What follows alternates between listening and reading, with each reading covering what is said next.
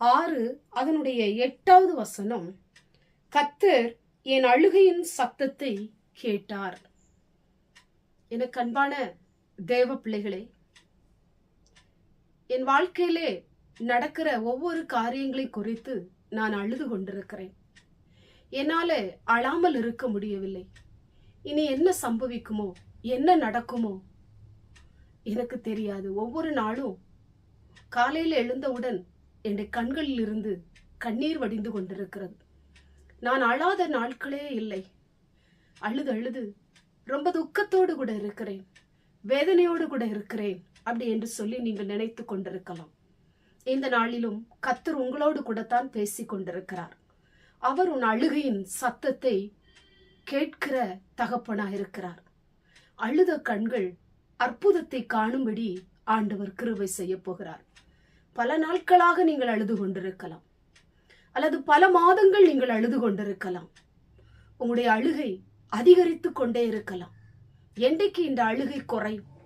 என்றைக்கு இந்த அழுகை களிப்பாய் மாறும்? என்றைக்கு இந்த அழுகையிலிருந்து எனக்கு ஒரு விடுதலை உண்டாகும்? ஏன் என்னுடைய வாழ்க்கை இப்படி இருக்கிறது என்று புலம்பிக் கொண்டிருக்கிற உங்களுடைய அழுகையின் சத்தத்தை ஆண்டவர் கேட்கிற தகப்பனா இருக்கிறார். நீங்கள் எதற்கெல்லாம் அழுது கொண்டிருக்கிறீர்களோ, அங்கலாய்த்து கொண்டிருக்கிறீர்களோ, புலம்பிக் கொண்டிருக்கிறீர்களோ, அந்த காரியத்துல உங்க கண்கள் அற்புதத்தை பார்க்க போகிறது.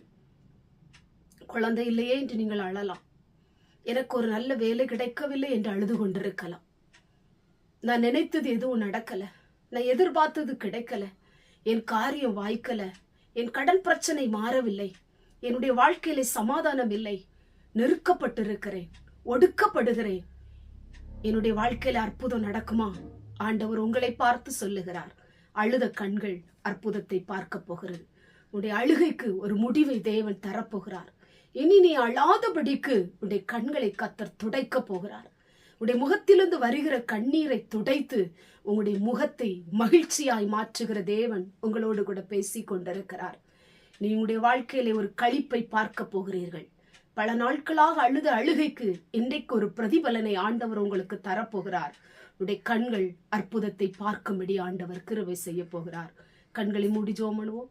எங்கள் பரிசுத்தமுள்ள நல்ல பிதாவே, கேட்டதான வசனத்தின் மூலமாய் கர்த்தரின் அழுகையின் சத்தத்தை கேட்டார் என்று வேதம் சொல்லப்பட்டது போல, இந்த வார்த்தை கேட்டுக்கொண்டிருக்கிற உடைய பிள்ளைகள் பல நாட்களாக பல மாதங்களாக அழுது கொண்டிருக்கலாம்.